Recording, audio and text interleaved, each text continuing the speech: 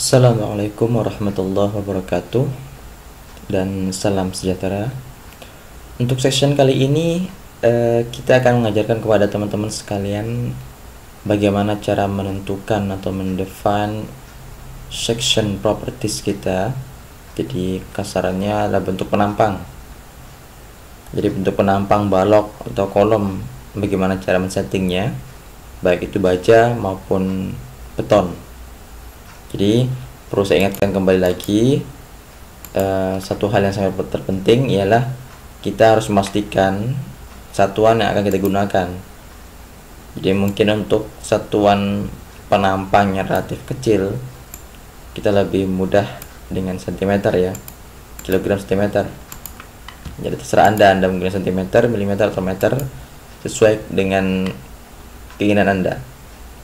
Kemudian langkah selanjutnya ialah Anda klik define, Anda frame section, akan muncul box seperti ini. Nah, ini adalah tipe-tipe yang sudah ditentukan dari eTabs. Namun untuk kali ini saya akan memberikan Anda satu cara yang lebih mudah ya. Pertama kita akan memberikan contoh untuk mendesain beton. Namun perlu saya ingatkan sebelumnya bahwasanya di saat kita menentukan define frame properties ini berarti material telah kita tentukan. Jadi Anda menyelesaikan material terlebih dahulu, kemudian baru berlanjut kepada frame section. Karena di saat pensettingan frame section nanti ada permintaan perintah untuk memasukkan material yang telah kita masukkan. Oke, saya akan berikan contoh kepada Anda untuk mendesain balok dari beton. Caranya gimana? Setelah muncul box seperti ini, Anda klik menu ini ya, add, Anda pilih rectangular, persegi ya, klik, akan muncul seperti ini. Kemudian section name ini terserah Anda beri nama. Kita misalkan beri nama beton. Penamaan ini terserah, karena tidak akan mempengaruhi pada analisa strukturnya. Ini hanya untuk mempermudah kita saja. Kemudian material, nah di sini. Jadi Anda sebelumnya harus sudah menentukan define material. Jadi saat menentukan section, kita sudah bisa memilih material. Jadi beton, kita pilih beton. Kemudian tinggi ya, depth ini tinggi, width ini lebar, penampang. Perlu saya ingatkan bahwasanya berdasarkan buku Salmon ya, rasio atau perbandingan dari tinggi dan lebar idealnya itu antara 1,5 sampai dengan 2. Artinya apa? Seandainya saya menggunakan tinggi 60 cm, jadi ideal lebarnya ini sekitar 30 cm atau 40. Kalau saya menggunakan 30 cm, berarti rasionya adalah 2. Namun saya gunakan 40, ini sekitar 1,5. Jadi ini hanya sebuah saran ya dari seorang engineer, dari para ahli. Artinya apa? Dengan rasio 1,5 sampai dengan 2 ini akan mempermudah kita ke depannya dalam mendesain tulangan maupun mengecek kestabilan atau landutan dari balok tersebut. Jadi bukan berarti di luar itu tidak boleh, tidak. Namun ini hanya untuk ancang-ancang mempermudah kita. Terserah Anda ingin mengikuti ini atau tidak. Namun saran saya lebih baik kita mengikuti saran ini, yaitu 1,5 sampai dengan 2. Saya asumsikan tinggi 60, kemudian lebarnya 40 cm. Jadi setelah Anda beri nama, pilih material, tentukan dimensi baloknya, kemudian Anda pilih sini reinforcement. Nah, akan muncul box seperti ini, reinforcement data.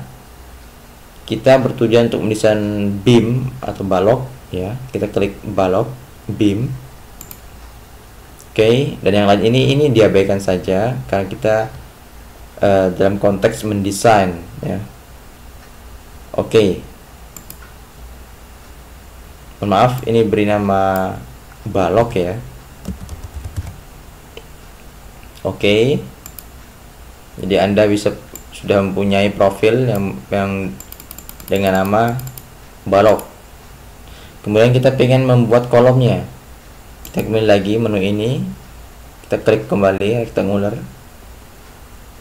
Ya, misalkan kolomnya itu berbentuk persegi, kita beri nama kolom, material dengan beton. Kemudian kita asumsikan kolomnya itu persegi ya, jadi sisinya sama. Misalkan kita asumsikan 50 cm dan 50 cm. Kemudian Anda pilih reinforcement, Anda pilih column ya, column, dan ini kita ini diabaikan, dan ini kita pilih cek design ya, kita pilih design. Jadi Anda cukup memastikan ini column dan ini dua, ini yang lainnya diabaikan karena konteks kita adalah mendesain.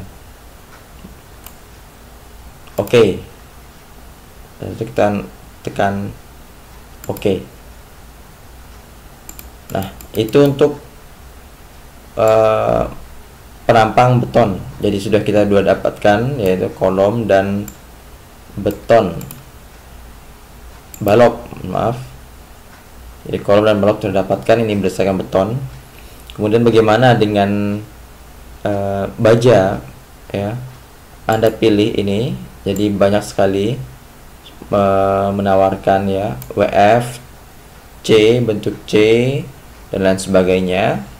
Misalkan kita menggunakan untuk balok ya, misalkan WF, Anda klik ya, seperti halnya tadi, Anda ketik namanya, kemudian materialnya Anda pastikan baja, beton, other atau lain sebagainya. Tentunya kalau untuk WF tentunya baja. Kemudian untuk nilai-nilai ini harus Anda lihat pada tabel baja ya. Jadi kalau kita berbicara tentang baja, profil baja, kita kembali lagi harus kembalikan kepada data spesifikasi dari pabriknya. Jadi kalau Anda menggunakan penampakan dari pabrik A, kita harus menggunakan data yang ada di pabrik A.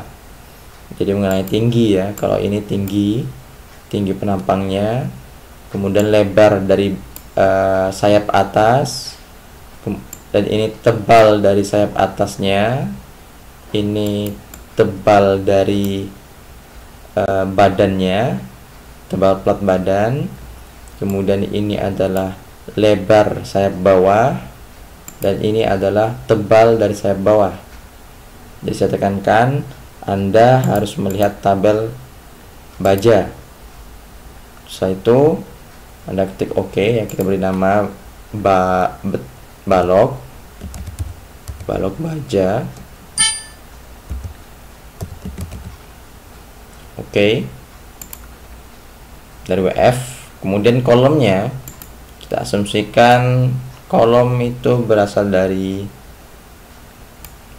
circle misalkan ya, beton atau baja, atau mungkin pipa ya. Kalau circle tadi full, jadi kalau baja jarang sekali digunakan penampang yang full karena boros, sangat boros seperti itu. Kalau baja kita menggunakan yang berongga, kita beri nama kolom baja. Kemudian ini adalah diameter luarnya, kita asumsikan 550 cm. Ingat satuannya, sekali lagi saya ingatkan satuan. Kemudian tebalnya kita asumsikan 1 cm atau setengah cm. Kita asumsikan 1 cm misalkan.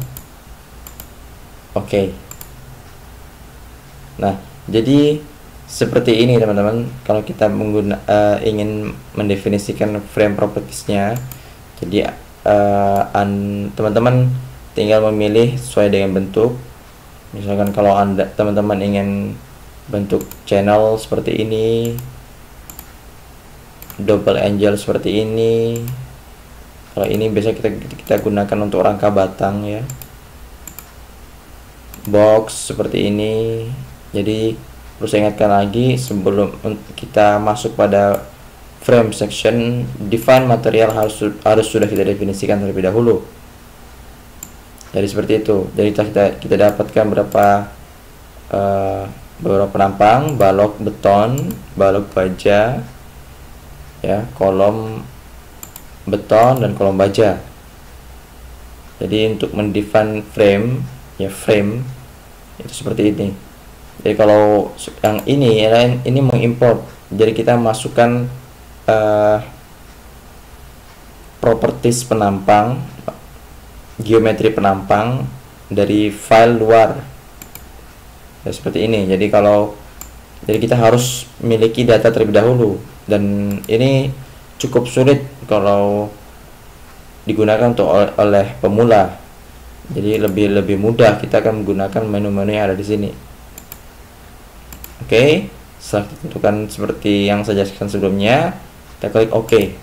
Jadi itu untuk mendesain penampang frame. Lalu bagaimana dengan plat? Ya, kalau plat, tetap Anda masuk ke define, kemudian wall, slab, or deck section. Nah, seperti ini. Jadi ada deck, plank, slab, wall. Kalau deck ini kita bicarakan lebih lanjut, dan plank juga. Namun yang kita akan bahas untuk tahap pemula adalah slab dan wall ya. Slab ini plat lantai, wall ini biasanya shear wall. Perlu saya ingatkan bahwasanya e-tabs ini dikhususkan untuk gedung. Maka dari itu memang saat define wallnya, define slabnya, wall dikhususkan tersendiri, berbeda dengan slab. Kalau slab secara umum, e-tabs hanya untuk dispesifikasikan untuk gedung. Oke, slab, Anda add new ya, add new slab. Kemudian Anda material yang kita pilihkan, ingat kita tentukan terlebih dahulu materialnya. Kita beri nama lantai misalkan.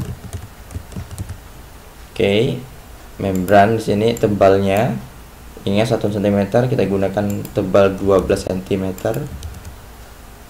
Kemudian kita pastikan shell. Oke. Nah, seperti itu untuk mendesain slab atau plat lantai. Kemudian untuk wall hampir sama, add new wall ya, beri nama shear wall, shear ya, shear wall misalkan. Kemudian material dari beton, tebalnya kita asumsikan 20 cm. Kemudian shell. Oke. Kalau set modifier ini tidak perlu kita ganggu gugat ya. Oke. Jadi selesai. Jadi untuk deck dan plank ini kita bicara lebih lanjut. Mungkin Anda bisa lihat ini hampir sama seperti desain shear wall dan lantai tadi. Kemudian deck ini biasanya digunakan untuk deck pengecoran plat dengan bantuan deck baja ya. Jadi seandainya kita menggunakan balok dari baja, kemudian kita menggunakan lantainya menggunakan lantai beton, otomatis deck baja digunakan untuk sebagai basisting sekaligus struktur dari plat itu sendiri. Jadi ini bicarakan untuk tahap lebih lanjut, karena kita saat ini hanya fokus pada teman-teman yang belajar sebagai pemula. Oke, jadi demikian untuk cara men-setting frame section. Jadi cukup mudah, namun saya ingatkan kembali, Anda harus hati-hati sekali dalam mendesain menggunakan e-tabs maupun sub, yaitu mengenai satuan. Karena banyak sekali dalam satuan sipil yang akan kita gunakan dalam MPA misalkan, yaitu berupa Newton per milimeter kuadrat dan lain sebagainya. Apalagi kalau kita terlibat dengan satuan asing. Jadi kita akan bermain pada keep, ins, keep fit, dan lain sebagainya. Pounds, inch, pound, feet. Oke, cukup. Saya kira cukup sampai di sini. Saya harap Anda tidak melompat ke pelajaran selanjutnya sebelum Anda menguasai section ini dengan baik. Terima kasih. Assalamualaikum warahmatullahi wabarakatuh.